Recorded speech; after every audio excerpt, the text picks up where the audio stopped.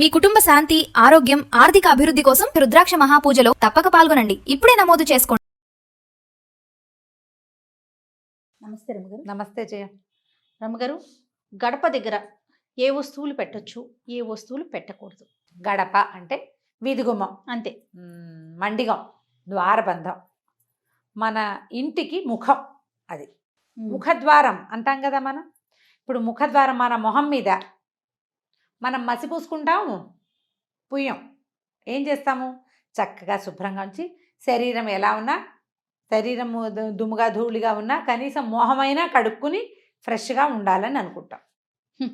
ముఖాన్ని ఎట్లా చూపిస్తాము ప్రజలకి, మన ఎదుటి వాళ్ళకి, అట్లా గుమ్మాన్ని చూపించుకోవాలి. గుమ్మం ఎప్పుడూ శుభ్రంగా ఉంచుకోవాలి. బూజులు పట్టనివ్వకూడదు. గుమ్మాల దగ్గర బూజులు పడితే అది ఇంటికి దరిద్రం. ఎందుకంటే ఎవరైనా రాగానే ముందు గుమ్మం పక్కన ఉన్న బూజే కదా కనపడుతుంది. మండిగని చక్కగా పసుపు రాసి బొట్టు పెట్టి ఉంచుకోవటం. శుక్రవారం గుమ్మాలు కడిగి నీట్గా పసుపు రాసి బొట్టు పెట్టుకోవటం. రోజు గుమ్మాలు కడుక్కునే వాళ్ళు మంచి మాటే. ఈ కిందే కాకుండా పైనంతా కూడా బూజులు అవి లేకుండా ఉంచడం. ఏవైనా చక్కగా తోరణాలు అవి అలంకరించి ఉంచుకోవటం, అంటే శుభస్కరంగా కనపడేటట్టు. పండగలప్పుడు అప్పుడు మామిడి మండలు, తర్వాత బంతిపూలు, తర్వాత ఏమో మన ఉగాది పండగప్పుడు వేపాకులు పెడతామా. పండగ వెళ్ళిన 3వ రోజున తీసేయండి. అవును. ఆ ఎండిపోయిన ఆకులు అవి ఉంచుకోవద్దు. గుమ్మాలకి పక్కగా చీపుళ్ళు, చేటలు పెట్టకూడదు. ఇప్పుడు వాకిలి గుమ్మం ఉంటే వాకిలి గుమ్మానికి లోపల తలుపు పక్కన అక్కడేం పెట్టద్దు. చీపుళ్ళు పెట్టకూడదు. వాకిట్లో నుంచి రాగానే చెప్పులు గుమ్మం ఎదురుగుండా వదిలిపెట్టపోకండి. పక్కన వదిలిపెట్టుకోవాలి. గుమ్మంలో చెప్పులు విడవటం, కాళ్ళు తుడుచుకునే పట్టా మీద చెప్పులు విడిచేసేయటము అలాంటివి చేయొద్దు.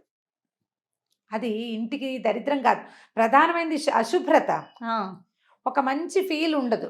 నేను చెప్పిందే సింపుల్. ఏదైనా వాసి చేతికి అంటితే అది ఏం చేస్తాం? మొహానికి రాసుకుంటామా? మనం రాయం. కాబట్టి ఇంకా అది చేయకూడదు. ఎప్పుడు వాకిలి గుమ్మం శుభ్రంగా ఉంచుకోండి.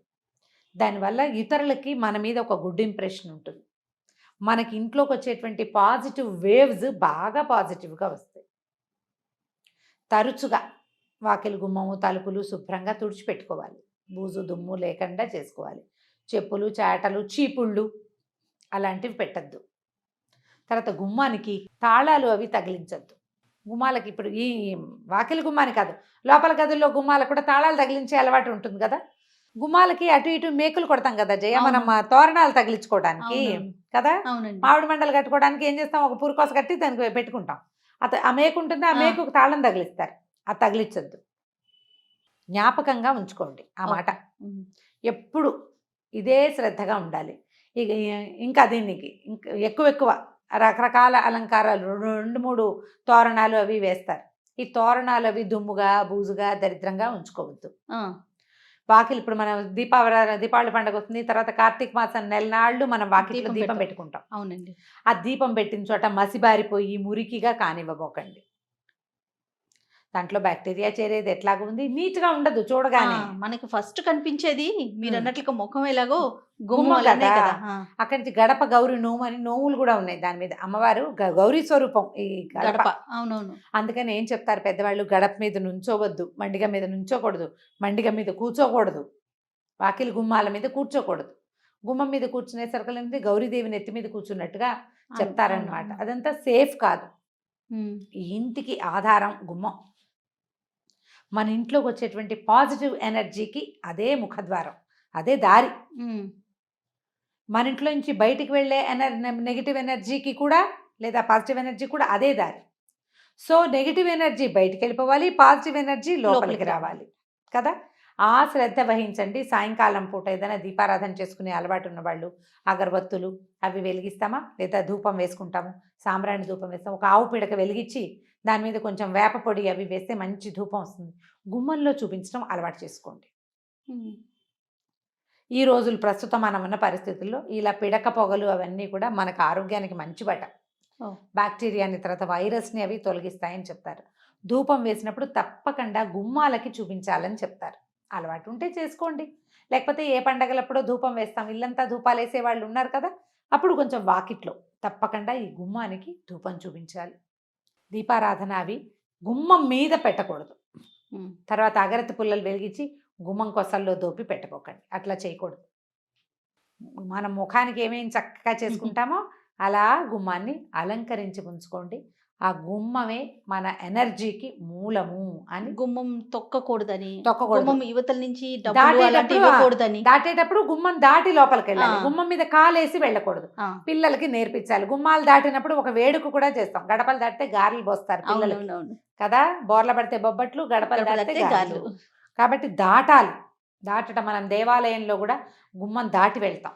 దండం దండం పెట్టుకుని గుమ్మం మీద నుంచి అవతలకి పెద్ద పెద్ద గుమ్మాలు కూడా ఒక్క జంపు చేస్తూ ఉంటాం మనం. అవునండి, అవును. అట్లా గుమ్మం మీద కాలు వేయకూడదు. ఆ మ్మ్. నియమాన్ని ఉంచుకోండి, నేర్పించండి. ఇవి పురాతన కాలం నుంచి వచ్చే సంప్రదాయాలు. పెద్దవాళ్ళు ఏదైనా చెప్తే దానికి ఒక కారణం ఉంటుంది. దాన్ని గౌరవించండి. ఓకే. మన ఇంటి గడపని గౌరవించకపోతే మనం గౌరవాన్ని పొందలేకపోతాం. మనకు బంధాని మీదే లేదు మరి ఆ, కదా. కాబట్టి అది చేయకూడదు. గుమ్మానికి అటు ఇటుగా ఉండి ఏదైనా వస్తువులు అందిపుచ్చుకోవటం కానీ, డబ్బులు తీసుకోవడం ఇవ్వటం. ఇవ్వడం కానీ, ఏదైనా వస్తువు బయట వాళ్ళు ఎవరైనా తెచ్చిస్తే గుమ్మం బయటికి వెళ్ళాలి, లేదా వాళ్ళని లోపలికి రమ్మనాలి. అవునవును. ఇప్పుడు ఈ రోజుల్లో లోపలికి రమ్మనం కాబట్టి తప్పకుండా బయటికి వెళ్ళి తీసుకోండి. గుమ్మం మధ్యలో అటు ఇటుగా ఏవి చెయ్యకూడదు అంటారు. దీన్ని గౌరవించాలి, మనం అలవాటు చేసుకోవాలి. తుమ్మడం కూడా చేయకూడదు అంటారు అంటే కదా. గుమ్మం మీద నిలబడి అంటే గుమ్మం దాటుతుండగా తుమ్ము వచ్చింది అనుకో, నీళ్ళు కొడతారు పైకి. అవునవును, అవునండి. ఎందుకంటే ఈ అదురుకి ఒక్కోసారి ఎప్పుడైనా గుమ్మం ఊడిపడిపోతుందని అనేవాళ్ళు. తుమ్మడానికి తుమ్మితే కూడా అదేంటంటే ప్రమాదం అని, అదేలేండి. ప్రాణాపాయం అని అలా చెప్పేవాళ్ళు. సరే ఇప్పుడు ఏం తుమ్ముతున్నావు, మనకు కొన్ని ఇళ్ళకి గుమ్మాలు కూడా లేకుండా ఏమన్నా ఇళ్ళు కనిపిస్తుంటాయి మనకి. అపార్ట్మెంట్లలో వాకిలికి ఇదంతా ఉంటుంది, కింద ఉండదు. కొన్ని విధానాలైనా మనం కొంచెం అలవర్చుకుంటే మన ఇంట్లోకి వచ్చేటప్పుడు మనకు ఒక పాజిటివ్ లుక్ని మనం ఎనర్జీ ఇవ్వగలుగుతాం. వస్తుంది.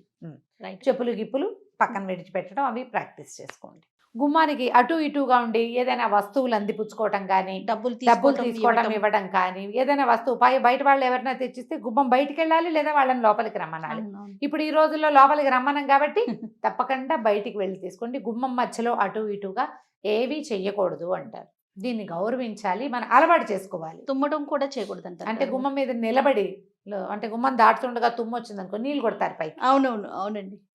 ఎందుకంటే ఈ అదురుకి ఒక్కోసారి ఎప్పుడైనా గుమ్మం ఊడిపడిపోతుందని అనేవాళ్ళు. తుమ్మడానికి తుమ్మితే కూడా అదేంటంటే ప్రమాదం అని, అదేలేండి. ప్రాణాపాయం అని అలా చెప్పేవాళ్ళు. సరే ఇప్పుడు ఏం తుమ్ముతున్నావు, మనకు కొన్ని ఇళ్ళకి గుమ్మాలు కూడా లేకుండా ఏమన్నా ఇళ్ళు కనిపిస్తుంటాయి మనకి. అపార్ట్మెంట్లలో వాకిలికి ఇదంతా ఉంటుంది, కింద ఉండదు. కొన్ని విధానాలైనా మనం కొంచెం అలవర్చుకుంటే మన ఇంట్లోకి వచ్చేటప్పుడు మనకు ఒక పాజిటివ్ లుక్ని మనం ఎనర్జీ ఇవ్వగలుగుతాం. వస్తుంది. రైట్. చెప్పులు గిప్పులు పక్కన విడిచిపెట్టడం అవి ప్రాక్టీస్ చేసుకోండి. రైట్ అమ్మగారు. నమస్తే. నమస్తే జీ.